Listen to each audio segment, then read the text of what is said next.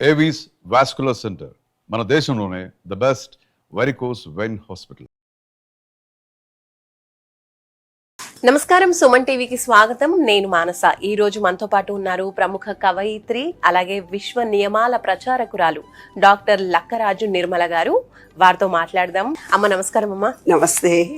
అమ్మ, విశ్వం గురించి మనం ఎన్నో మాట్లాడుకుంటూ ఉంటాం. అసలు విశ్వం అంటే టోటల్ మనము, చెట్లు అన్నీ ఉంటాయి. కాబట్టి మనం ఇంటి ముందర కావచ్చు, వెనకల కావచ్చు, అసలు ఎలాంటి చెట్లు పెట్టుకుంటే కనుక శుభప్రదం అంటారు?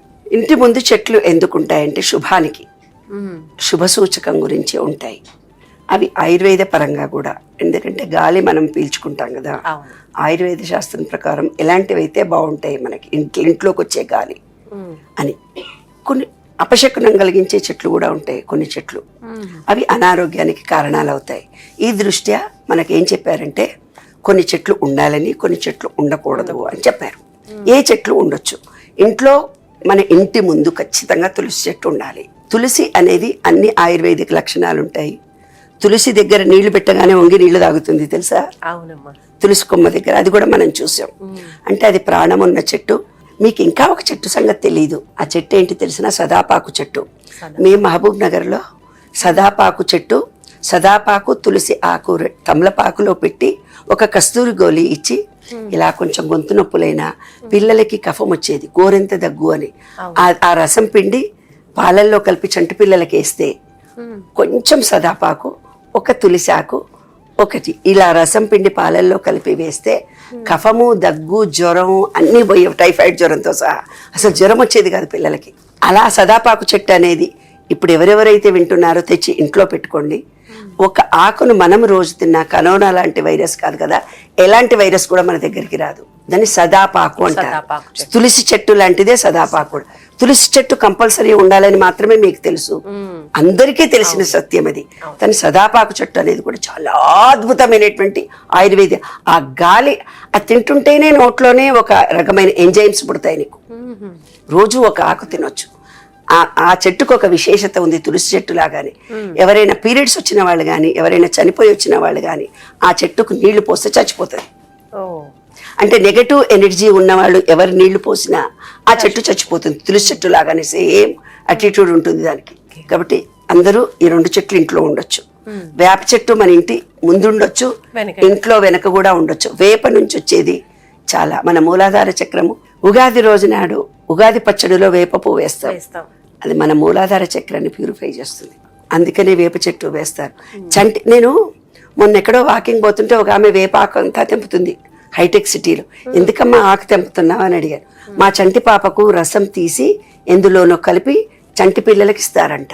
ఇస్తే ప్యూరిఫై అవుతుందట బాడీ అంతా. వేపాకును చంటి పిల్లలు లేత ఆకును తింటే, వేపాకు తింటే షుగర్ పోతుందని ఇప్పుడు అందరు తింటున్నారు, అది అందరికి తెలిసిన విషయం. తర్వాత అరటి చెట్టు ఇంటి ముందు ఉండొచ్చు అన్నారు కదా. అరటి ఆకు అన్ని పనికొస్తుంది, అది అందరికి తెలిసిన విషయం. అశోక వృక్షము అది తెలియని విషయం. అశోక వృక్షము మనకు శుభం గురించి, ఏదైనా శుభం జరగాలి అంటే అశోక అంటే శోకాలు పోతాయి, శుభాలు కలుగుతాయి అని అర్థం అన్నమాట. ధన సంపాదనకు సూచిక అశోక వృక్షం. అశోక వృక్షము కాడలు మన మామిడి ఆకుల్లాగానే పెట్టుకోవాలి అప్పుడప్పుడు. ఇంట్లో ఏదైనా దుఃఖం కలిగిందనుకో దుఃఖం తీసేస్తుంది, అది శుభ సూచకం. ఈ మామిడి ఆకుల్లాగానే, మామిడి ఆకు అంటే ఆక్సిజన్ ఎక్కిస్తుంది, ఇదేం చేస్తుంది అంటే ధనాన్ని ఇస్తుంది. తెలియదు చాలా మందికి. కానీ అశోక లీవ్స్ ని కూడా మనం ఇంటి ముందు పెట్టుకోవచ్చు. చెట్టు కూడా చాలా మంచిది, ముందు పెట్టుకుంటారు కానీ ఇది సంపద వృద్ధి చేస్తుంది, కానీ ఇంట్లో పెట్టుకునే చెట్టు కాదు ఇది. ఇంటి ముందు ఉంటుంది. సంపాదన కావాలి అనుకునే వాళ్ళు అశోక చెట్టు ఇంటి ముందు పెట్టుకుంటారు. మర్రి చెట్టు అనేది దూరంగా ఉండాలి. ఇది మన ఇండ్లల్లో ఉండే చెట్టు కాదు. మర్రి చెట్టు, రావి చెట్టు లాంటివి గుళ్ళల్లో ఉండాలి తప్ప మన ఇళ్లలో ఉండడానికి లేదు. ఆధ్యాత్మికం పెంపొందింపజేస్తుంది మర్రి చెట్టు, ఆలయాల దగ్గర ఉంటుంది.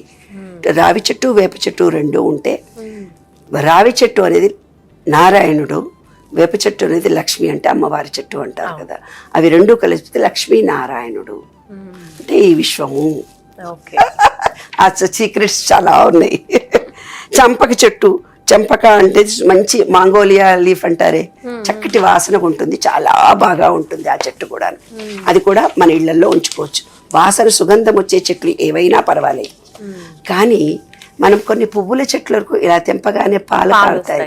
అవును. పాలు కారే చెట్లు ఎప్పుడు మన ఇంట్లో ఉంచుకోకూడదు. జిల్లేడు చెట్టు, జిల్లేడు చెట్టు ఇంటి ముందు చాలా మంచిది. జిల్లేడు సూర్యరశ్మి, సూర్యుడికి సంకేతం జిల్లేడు. కాబట్టి ఇంట్లో ఉంచుకోకూడదు, ఇంటి బయట ఉంచుకోవాలి జిల్లేడు. తర్వాత ఈ నీరు కారే తెంపగానే పూలు కూడా పూస్తాయి కదా, తెల్ల పూలు, అవి కూడా ఇట్లా తెంపగానే పాలలాగా వస్తాయి కదా, అవి ఇంటికి అరిష్టం. అందుకని ఇంటి బయట ఉండాలి. శారీరకంగా మానస సమస్యలకు మనకు దగ్గర అవుతాయి. ఇవన్నీ శారీరక అనారోగ్యాలు కలిగిస్తాయి. అందుకే ఇంట్లో ఉండకూడదు, ఇంటి బయట ఉండాలి. తర్వాత వాస్తు ప్రకారం కూడా ఇంటి బయట ఉండాలి అంటారు ఈ 2 చెట్లను. అంటే పాలు కారే చెట్లు ఏవైతే ఉన్నాయో ఇంటి ముందు ఉండాలి అని. తాటి చెట్లు బాగా ఎత్తు ఎక్కువగా ఉంటాయి, ఇళ్లలో ఉండకూడదు. తాటి చెట్లు, ఈత చెట్లు. తర్వాత చింత చెట్టు దూరంగా ఉండాలి. చింత చెట్టు చింతలను కలిగిస్తుంది అంటారు. అంటే అయితే మన టోటల్ ప్యూరిఫై చేసేది చింత చెట్టే. చింతపండు తింటే ఎలర్జీ వచ్చిన వాళ్ళకు చింతపండు రసము, నిమ్మరసం ఇస్తారు. అవునా? చింతపండు లేకుండా మనము రోజు భోజనం చేయం. టోటల్ బ్యాటరీని డిటాక్స్ చేసేది పులుపే. ఇప్పుడు ఏం చేస్తున్నారు, చింతపండు వద్దు టమాటాలు వాడండి అంటున్నారు. అది కూడా పులుపే ఉంది కాబట్టి అదొక వ్యాపార ధోరణి. కానీ తప్పనిసరిగా చింతపండు తినాలి. చింతపండు ఎక్కువ తింటే ఆర్థరైటిస్ పెయిన్స్ ఎక్కువ అవుతాయి. కానీ చింతపండు ఈజ్ వెరీ గుడ్. మన ప్రతి దాంట్లో, ప్రతి పచ్చళ్ళలో మనం చింతపండు వేస్తాం. కాబట్టి అది మన ఇండ్లలో ఉండే చెట్టు కాదు, ఇంటి దగ్గర ఉండడం మంచిది కాదు, దూరంగా ఉండాలి. చింతలు పెంచుతుందట చింత చెట్టు అని శాస్త్రం, మనకు తెలియదు. బుర్ర మాదిరిగా ఆకారం ఉంటుంది కొన్ని, మన పుర్రె ఆకారంలో కొన్ని చెట్లు ఉంటాయి. అవి శ్మశానంలో ఉంటాయి. అలాంటి ఆకులుండే చెట్లను మన ఇంటి ముందు పెంచుకోకూడదు. ఎందుకంటే శ్మశాన శక్తులను, బ్లాక్ మ్యాజిక్ను ఆకర్షిస్తాయి అలాంటి చెట్లు. అవి మన ఇంటి ఉండదు. కాబట్టి చెట్టు అనేది తప్పనిసరిగా మనకు అవసరము, ఆక్సిజన్ అందజేస్తుంది. కానీ చెట్లను మాత్రం పెంచుకోవాలి. ఇంకొక విషయం చెప్తాను వినమ్మాయి, చెట్లు అనేది కంపల్సరీ పెంచాలి. మీ ఇంటి వాస్తు బాగాలేదని ఎవరో ఒక ఆయన చెప్పాడు. అక్కడ తర్వాత ఉంటే బాగుంటుంది, ఇక్కడ కిటికీ ఉంటే బాగుంటుంది, ఈ ఇల్లు ఎందుకు తీసుకున్నారు, మాకు ఇన్ని కష్టాలు వచ్చినాయి, మాకు డబ్బు లేదు, మాకు ఇంట్లో సుఖం లేదు, మా ఇంట్లో పిల్లలకు పెళ్ళిళ్ళు కాలేదు, ఎలాంటి బాధలున్నా ఒక పాట్స్ దొరుకుతాయి చెట్లు, 4 మూలల చెట్లు పెట్టండి. 4 మూలల అడుగడుగున చెట్లు పెట్టుకోండి. ఏ నెగిటివిటీ ఉన్నా చెట్టు స్వీకరించి మనకు మంచి చేస్తుంది. అలాంటి బోలుడున యూట్యూబ్లో కొట్టుకుంటారు మీ ఇష్టం. పువ్వుల చెట్లు నిరంతరం మన కళ్ళెదురుగా పెట్టుకుంటే ఆ సువాసన చేత మనలో నెగిటివిటీ ఫీలింగ్ పోయిపోయి మనలో ఎనర్జీ లెవెల్స్ పెరుగుతాయి. ఈ విశ్వం ఎప్పుడు ఎనర్జీ మారుతూ పోతున్నప్పుడు ఆ గులాబీ చెట్ల నుంచి వచ్చే సుగంధ వాసన మీకు తెలుసా? పువ్వులు దేవుడు పూజ చేసేటప్పుడు కాడ తుంచు అంటారు. కాడ తుంచి దేవుడికి అంట. దాని ఆంతర్యం ఏమిటి? స్మెల్ మాత్రం వస్తుంది, ఆ టైంలో స్మెల్ వస్తుంది కదా. ఏదైతే కాడ తుంచి వేస్తే స్మెల్ వచ్చి దేవుడికి వేస్తుంటే వాసన వచ్చింది, అలా కఠినమైన మాటలు ఎదుటి గొంతుకు సంబంధించిన ఈ విశుద్ధి చక్రానికి సంబంధించినటువంటిది పువ్వు కాడ తుంచి ఎలా దేవుడికి వేసావో కఠినమైన మాటలు నువ్వు మాట్లాడకు, ప్రేమగా మాట్లాడనేది దాని ఆంతర్యము. పువ్వులు దబదబ కూర్చొని పూలన్నీ కాడలు తీసేస్తారు, కానీ కఠినమైన మాటలు మాట్లాడకుండా ప్రేమతో మాట్లాడాలి.